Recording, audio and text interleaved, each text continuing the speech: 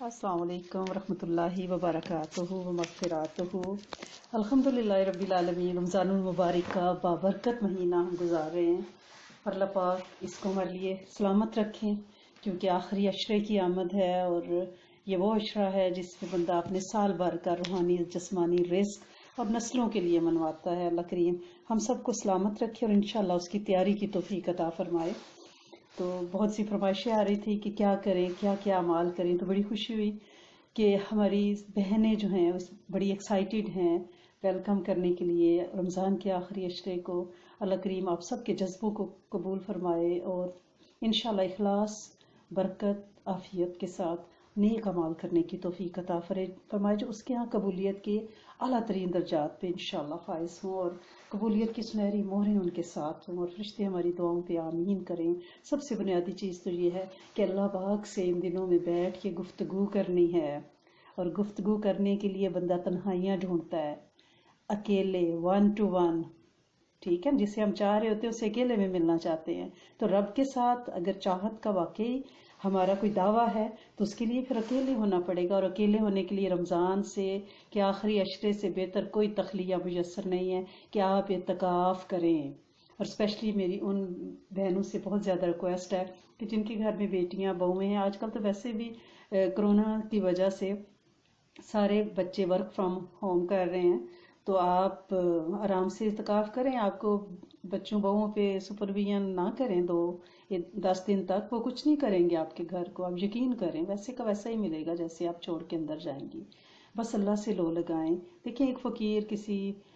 ہم جیسے کسی تھوڑ دلے کے دروازے پہ بھی آئے اور سوال 10 دن تک بیٹھ کے کرتا رہے تو ہم بھی اس کو بھر دیں گے انشاءاللہ۔ تو کجا یہ کہ وہ میرا کائنات کا خالق مالک رب کوئی 10 دن کے لیے اس کے سامنے بوریا بچھا کے بیٹھ جائے اور اس کے سامنے روئے، منتیں کرے، اس سے باتیں کرے اور وہ خالی لٹا دے، یہ تو اس کی شان کے ہی خلاف ہے۔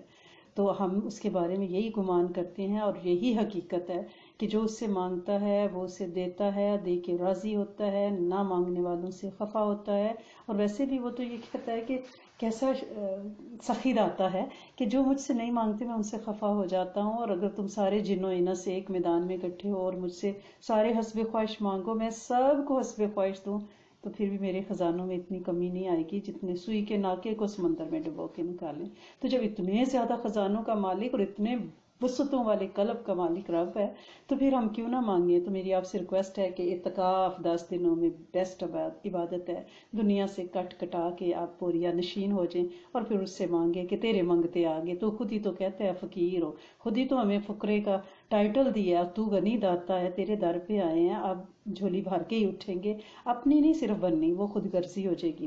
اپنے لیے، اپنی قیامت تک کی نسل اور پوری امت کے جن و انس کے لیے منوا کے اٹھنا ہے انشاءاللہ۔ تو اعتکاف کی سب نیت کریں، اعتکاف کریں، اور جن کی کوئی ہیلتھ ایشوز ہیں وہ کہہ رہی ہیں بہنیں کہ ہم بیٹھ نہیں سکتی نیچے، تو کوئی بات نہیں، نیچے بیٹھنا ضروری نہیں ہے، آپ اپنے جو آپ کا نماز روم ہے، آپ کی جو مسجد بیت ہے، اس میں آپ اپنی سیٹنگ کا کوئی ارینج کر لیں، اپنے بیڈ روم کو بنا لیں اعتکاف روم، اور وہاں پہ آپ بیڈ پہ، کرسی پہ، جہاں آپ کی مجبوری ہے آپ بیٹھ سکتے ہیں۔ نماز بھی تو آپ بیٹھ کے پڑھتے ہیں نا، تو وہ اعتکاف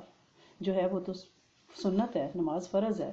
تو جب وہ بیٹھ کے پڑھ سکتے ہیں تو یہ کیوں نہیں، تخلیہ آپ کے پاس ہونا چاہیے۔ تو آپ اعتکاف کی نیت کریں اور پھر وہاں اللہ سے باتیں کریں، اپنے بلاوڈ ون سے، میں اور وہ کوئی دو ہی نہیں، کوئی دوجا ہے ہی نہیں، تو اور کیا چاہیے، دنیا کی فکروں سے آزاد۔ صرف یہ نا جیسے گاڑی اپنی میک کے پاس جاتی ہے نا اپنے تیل پانی چینج کرانے، یہ سال میں ایک بار آپ ضرور اپنی میک اپنے رب ذوالجلال کے دربار میں حاضر ہو کے اپنی ٹیوننگ وغیرہ کرایا کریں۔ یہ وہاں بیٹھ کے بندہ خود کو ایویلیویٹ کرتا ہے کہ ہم کس لیے پیدا ہوئے ہیں، ہم کہاں 11 مہینے گزارتے ہیں، کیا دنیا کی بھاگا دوڑیوں میں کیا یہ تھا۔ اور پھر اعتکاف آپ کو عقل آپس سکھاتا ہے، یہ چیز سکھاتا ہے کہ ہم نہیں بھی ہیں تو نظام چل رہا ہے گھر کا سارا، ہانڈیاں، روٹیاں، لانڈریز، کلیننگ، ڈش واشنگ، سب کچھ ہو رہا ہے، ہم نہیں بھی ہوں گے تو یہ چلے گا۔ یعنی ہم جیسے اب بیٹھے ہیں اور ایسے ہی ہم قبر میں بھی اکیلے ہوں گے، ایسے ہی تنہائیاں ہوں گی، اور اس وقت ہمیں اب سجدہ کرنا بھی چاہیں گے تو توفیق نہیں ملے گی، اجازت نہیں ہوگی، جب زمین میں اترے تو یہ سارے معاملات سجدوں کی توفیق چھن جائے گی، عبادت ایون سبحان اللہ کہنے کی بھی توفیق نہیں ملے گی۔ یہ ہم خوش قسمت لوگ ہیں کہ ہمارے پاس اللہ پاک نے یہ موقع دیا ہے۔ تو ہم یہ اعتکاف موت کو بہت اچھی طرح سے یاد کرواتا ہے کہ دیکھو ہم ایک کمرے میں قبر میں پہنچے ہوئے ہیں اور ہمارے نظام گھر میں بچے ہنس کھیل رہے ہیں، نظام چل رہا ہے، جابس پہ جا رہے آ رہے، گاڑیاں سب کچھ استعمال ہو رہی ہیں۔ اس کا مطلب ہے کہ ہمیں سنبھل جانا چاہیے۔ ایسے ہی ایک دن جس طرح ہم اعتکاف میں بیٹھے ہیں 10 دنوں بعد انشاءاللہ نکلیں گے، لیکن وہاں سے کبھی نہیں نکل سکیں گے۔ تو یہ دنیا بے معنی ہے، یہ جیسے پانی کی بالٹی میں سے تھوڑا سا پانی نکالے نا تو کوئی فرق نہیں پڑتا، برابر ہو جاتا ہے دوبارہ اسی طرح، ویسے ہی ہو جائے گا جب ہم نکلیں گے۔ تو یہ خود کو سوچنے کا، بندہ موت کو سوچنے کا بہت اچھا موقع ملتا ہے، اپنے اعمال پہ توجہ کا، اور پھر اکیلے میں بیٹھ کے اللہ سے باتیں کرنا کہ سونے رات قدم ایسی جگہوں پہ چلتے رہے جہاں نہیں چلنے چاہیے تھے، بڑی غلطیاں ہوئی، ہاتھوں نے وہ کیا جو نہیں کرنا چاہیے تھا، آنکھوں نے وہ دیکھا جو نہیں دیکھنا چاہیے تھا۔ میرے کریم مالک معاف کر دے، کرم کر دے، عافیتیں دے دے اور برکتیں ڈال دے۔ ایک دفعہ معافی دے دے، دوبارہ زندگی کی دوڑ میں جائیں گے تو بہت اچھے احسن طریقے سے بڑے ہی نیک والے کام کریں گے۔ یہ بالکل ویسے ہی ہے جیسے آخرت میں قرآن کہتا ہے کہ بندہ کہے گا کہ میرے رب میں نے دیکھا، ٹھیک ہے نا، کہ میں نے دیکھ لیا، وسمینا فرجینا، مجھے ایک دفعہ واپس بھیجو، میں نیک عمل کر کے آؤں گا، لیکن اس وقت کوئی اجازت نہیں ملے گی۔ تو یہ اعتکاف بہت اچھی ٹیوننگ کرتا ہے بندے کی۔ تو کوشش کریں آپ اعتکاف کریں، پھر اگر وہ آپ نہیں اعتکاف کسی بھی مجبوری سے کر سکتی تو پھر آپ کم از کم جب بھی نماز کے لیے بیٹھیں، جب بھی ذکر کے لیے بیٹھیں، آپ اعتکاف کی نیت کر لیا کریں، ٹھیک ہے نا۔ وہ نفلی اعتکاف ہے، وہ آپ ایک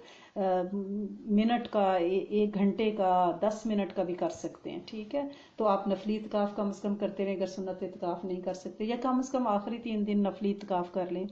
27، 28، 29 و 30 والا، جتنی اللہ پاک آپ کو توفیق دے۔ اور دعا، ان دنوں دعا بہت کریں۔ اللہ کے رسول صلی اللہ علیہ وسلم کے بارے میں جو بی بی عائشہ صدیقہ کی ہمیں روایات ملتی ہیں، ان میں یہ ہے کہ آپ اتنے دعا مانگتے تھے، اتنا قیام کرتے تھے، اتنی سخاوت کرتے تھے۔ تو آپ ان دنوں اپنے ہاتھ کو بھی کھولیں، اپنے آنسو کو بھی بہنے دیں، آنسو روئیں، گڑ گڑائیں، کیونکہ جو روئے گا وہ پا لے گا، کیونکہ آنسو ان دنوں کی سوغات ہے۔ رب کے سامنے رونا، دنیا کے سامنے تو سارے ہی رو لیتے ہیں نا، دنیا والے بعد میں مذاق کرتے ہیں کہ یہ کیا ہر وقت ٹسوے بہاتی رہتی ہے۔ وہ میرا رب آنسو کا قدردان، آنسو کو تولنے والا، آنسو کو ناپنے والا، آنسو کو اپنے پاس محفوظ رکھنے والا۔ بلکہ حدیث مبارکہ میں کہ قیامت کے دن وہ کہے گا کہ اس کے بندے کے پاس کوئی ایک آنسو ہے جو میرے ڈر سے رویا ہو؟ تو فرشتے کہیں گے کہ نہیں، ایک آنسو نکلنے کی کوشش کر رہا تھا، بس آنکھ گیلی ہوئی تھی، تو اللہ پاک باہر نہیں نکلا تھا، آنکھ گیلی ہوئی تھی، تو میرا رب اس سے بھی قبول کرے گا اور بخشش کی راہیں بنائے گا۔ تو کیوں نہ ہم اس کے سامنے روئیں، گڑ گڑائیں۔ دنیا کے سامنے تو رونے گڑ گڑانے کا فائدہ نہیں ہے۔ تو اس لیے دعا، قیام، تسبیحات، اذکار، اور دعا مانگنے کے لیے جیسے انبیاء کی دعائیں ہیں نا، آپ قرآن کے اگر پارہ 17واں جو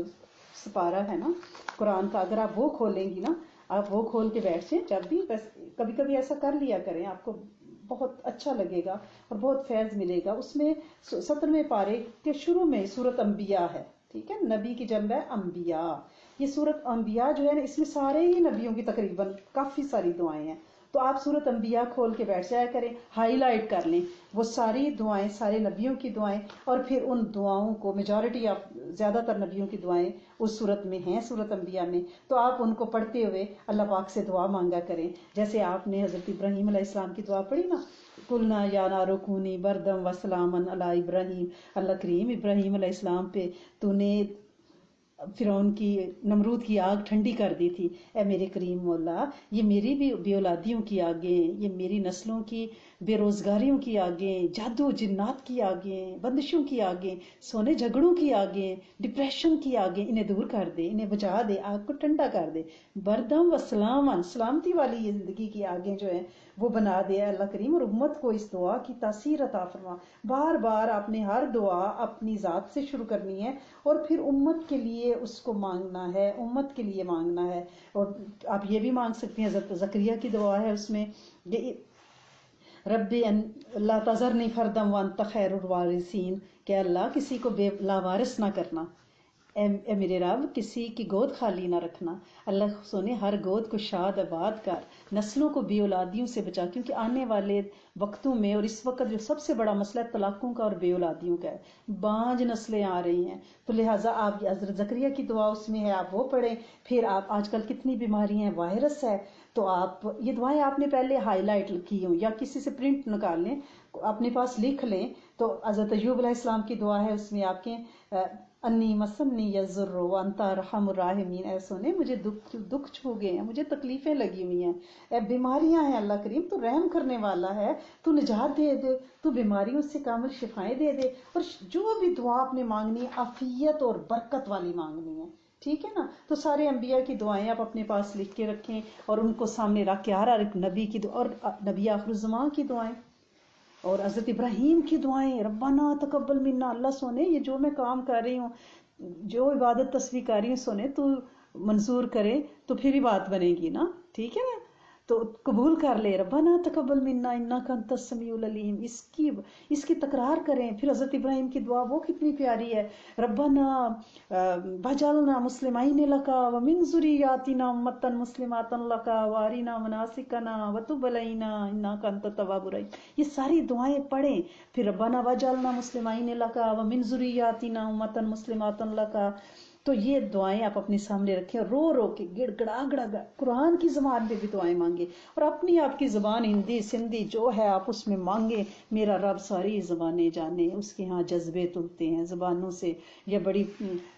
فصیح البیانی اس کے ہاں نہیں چلتی کہ بندے کے پاس بہت زیادہ وکیبلری ہو، بڑے الفاظ ہوں، بڑی ادائیں ہوں، نہیں نہیں نہیں نہیں، کوئی ردیف قافیے نہیں چلتے، اس کے ہاں جذبے تلتے ہیں، اور دعا نام ہی جذبوں کا ہے۔ تو آپ پلیز دعائیں آخری عشرے میں بہت ساری مانگیں، اور ایک خاص عمل جو ہم پچھلے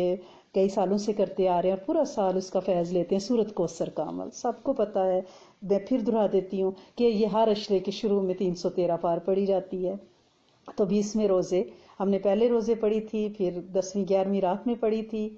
چاند رات میں پڑھی، پھر 10ویں اور 11ویں رات میں جب نیاز شروع ہوتا ہے تو اس رات میں پڑھتے ہیں، ٹھیک ہے نا؟ تو اب یہ جب 20واں روزہ ہم اعتکاف کریں گے یا جو لوگ اعتکاف نہیں کریں گے تو 20ویں اور 21ویں کی درمیانی رات یعنی 20ویں روزے کی افطاری کے بعد ہم اس کو اس رات میں 313 بار پڑھیں گے، اس عمل کو 313 بار سورت کوثر پڑھنی ہے۔ چھوٹی سی سورت ہے، زیادہ ٹائم نہیں لگتا، آپ ہمت کر لیں، مال و اولاد کی برکت جادو جنات سے بچانے کے لیے، کیونکہ اس میں دھمکی بھی ہے آخری اس کی آیت میں، اور حوض کوثر خیر کثیر ہے، ہر طرح کی خیریں ہیں۔ تو آپ نے اس کو 313 کا یہ عمل 20ویں روزے آپ ضرور دہرائیں انشاءاللہ، اور اس کے اول آخر درود شریف پڑھ لیں، تو آپ ہر دعا کے اول آخر درود شریف پڑھیں، اور ہر دفعہ اس سورت کو بسم اللہ الرحمن الرحیم کے ساتھ شروع کریں، اس کی تاثیر بہت بڑھ جائے گی، اور یہ اس سے جسمانی روحانی رزق کی فراوانی اللہ پاک عطا فرماتے ہیں۔ پھر یہی عمل ہم 27ویں روزے بھی کریں گے، ٹھیک ہے، 27ویں شب میں، لیکن اس رات جو لوگ اس عمل کو 1100 بار کر لیں گے، اصل عمل 1100 کا ہی ہے، اس رات 27ویں شب 1100 دفعہ سورت کو سر، جیسے ایک بندہ نہ اکیلا کر سکے تو اب ساری فیملی مل کے بھی کر سکتی ہے، ٹھیک ہے نا؟ اور اگر پھر بھی نہ کر سکے تو کم از کم 313 تو 27ویں رات ضرور پڑھے نا۔ پھر یہی عمل ہم 313 والا عید کے دن، عید نماز کے بعد کریں گے، اللہ پاک سے عیدی بھی تو لینی ہے نا، کہ ہم نے 3 شروع میں کیا، پھر ہم نے 27ویں شب کو کیا، تو اب میرے رب اب عیدی دے نا، آج تیری رحمت جوش پہ ہے، تو بخشش پہ بخشش فرمائے جا رہا ہے، تو عیدی عطا اس دن پھر ہم 313 بار پڑھیں گے۔ اور اس عمل کے بارے میں یہ بھی ہے، رعایت موجود ہے کہ آپ اگر رات میں نہ کر سکیں تو اگلے دن زور تک اس کو آپ کر سکتے ہیں، اگر کسی مجبوری، بیماری یا تھکن اس رات کچھ بھی ہو سکتا ہے نا، تو آپ اگلے دن زور تک اس کو کمپلیٹ کر سکتے ہیں۔ اور اس کے علاوہ آپ کو پتہ ہی ہے کہ رمضان کی پاک راتوں کی اسپیشلی جو دعا ہے، اللہم انک عفو کریم تحب العفو فاعف عنا یا غفور یا غفور یا غفور، یہ انا اگر آپ کہیں گے تو جمع کا سیاہ ہوگا کہ ہم سب کو معاف کر دے، فاعف انی بھی کہہ سکتے ہیں کہ مجھے معاف کر دیں، ٹھیک ہے نا؟ اس دعا کو آپ یاد کریں، اس کا پرنٹ آؤٹ نکال کے اپنے سامنے لکھ کے رکھ لیں، اس کو بہت پڑھیں، لاکھوں ہزاروں پڑھیں، نسلوں کی طرف سے، اپنے وہ جو زمین اوڑھ کے سو گئے قبروں میں مدتوں سے ان کی طرف سے پڑھیں کہ مولا کوئی کمی کوتاہی ان سے ہو گئی ہو، اور وہ اس کی پکڑ میں خدا نخواستہ نہ ہو، ہمیں تو نہیں پتا نا کہ ان پہ کیا بیت رہی ہے، ہم تو انہیں نہلا دھلا کے جنازے ان کے پڑھ کے خوشبوئیں لگا کے ان کو تیرے سپرد کر آئی، لیکن میرے کریم مولا اگر کسی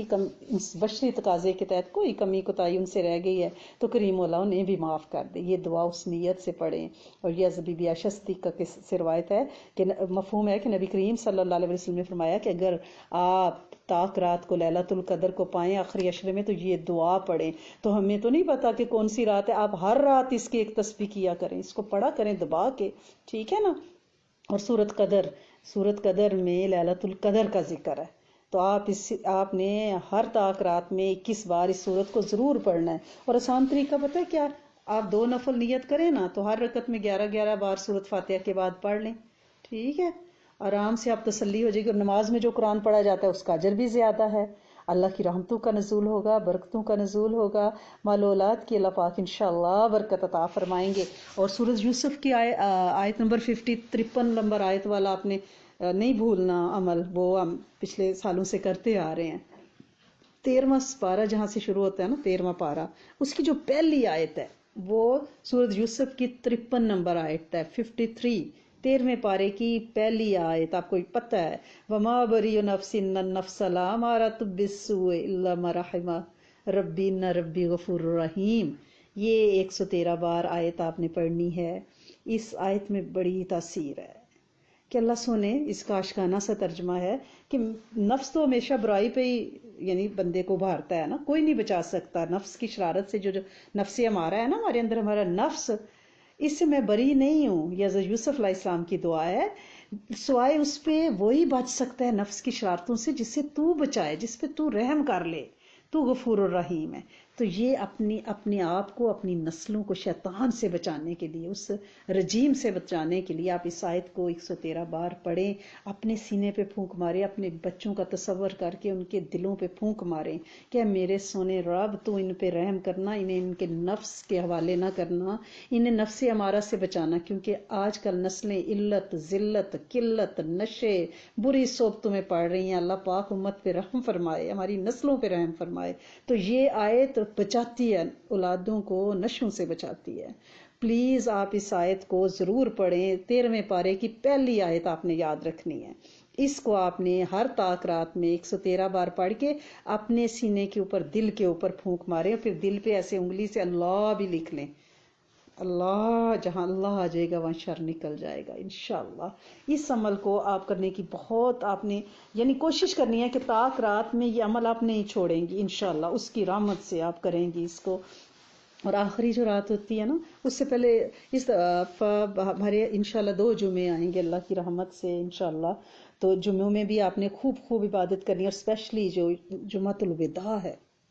اس کی شب جمعہ میں آپ نے خاص عمل کرنا ہے۔ لاسٹ ایئر بھی ہم نے کیا تھا، اور وہ عمل کیا ہے کہ وہ آپ نے یا تواب و یا کریم کہ ایک تسبیح ضرور پڑھنی ہے،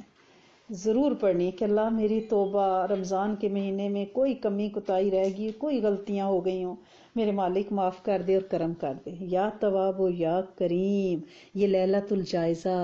جس کی کبھی توبہ قبول نہ ہو، آخری رات ہو جاتی ہے۔ میرا سونا رب پورے رمضان میں جتنے لوگوں کی بخشش فرمائے گا نا، اتنی تعداد آخری رات میں کرے گا، بخشش فرمائے گا لوگوں کی۔ تو آپ یا تواب و یا کریم صرف 100 بار پڑھنا ہے، ایک تسبیح آپ نے لیلۃ الجائزہ میں کرنی ہے، اور ایک شب جمعہ میں بھی کریں اس کو نا، ٹھیک ہے نا۔ تو شب جمعہ میں بھی آپ یا تواب و یا کریم کی ضرور تسبیح کر لیں، اور آخری رات میں بھی جو چاند رات ہوگی اس میں بھی کر لیں۔ اور شب جمعہ کا ایک خاص عمل 450 دفعہ حسبنا اللہ و نعم الوکیل یا وارث یا نصیر، حسبنا اللہ و نعم الوکیل یا وارث یا نصیر، یہ آپ 450 دفعہ شب جمعہ میں پڑھیں گی۔ اللہ پاک انشاءاللہ ساری خیریں، ساری برکتیں، ساری عافیتیں متوجہ فرمائیں گے، معاف کریں گے اور کرم کریں گے۔ میری اللہ پاک سے دعا ہے کہ اللہ کریم آپ سب کو سلامت رکھیں رمضان کے لیے، رمضان کو آپ کے لیے، اس کے بعد بھی آپ لوگ انشاءاللہ اپنی بچوں، فیملی کے ساتھ سلامتی سے رہیں، عافیتوں سے رہیں۔ اللہ کریم آپ کی برکتوں میں برکتیں ڈالے، آپ کے وقت ایمان میں برکت، اولادوں میں برکت، مال میں برکت، جسمانی روحانی رزق کی فراوانی، جسمانی روحانی شفائیں، عافیتیں، برکتیں، اور اس کی طرف سے آپ منوائیں اس آخری عشرے میں۔ اللہ کریم ہم سب کی کوششوں کو ٹوٹی پھوٹی کوششیں ہیں اس تک پہنچنے کے لیے وہ ہم قبول فرما لے، معاف فرما دے، اپنی رحمتوں کا نزول سدا نسلوں پہ اور امت پہ رکھے، جنوں انس کو بخش دے انشاءاللہ بإذن اللہ۔ السلام علیکم ورحمۃ اللہ وبرکاتہ۔